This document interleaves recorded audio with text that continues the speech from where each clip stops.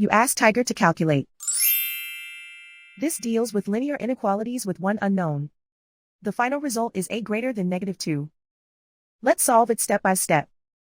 Group all constants on the right side of the inequality. Add 1 to both sides.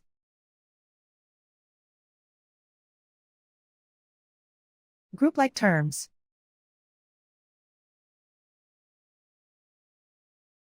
Simplify the arithmetic.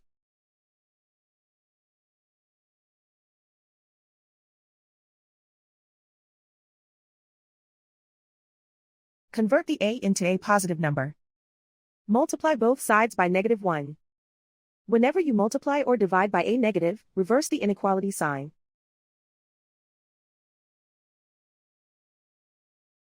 Remove the ones.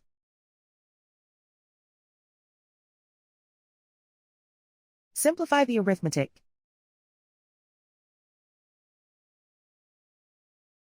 Plot the solution on a coordinate grid. And so the final result is a greater than -2.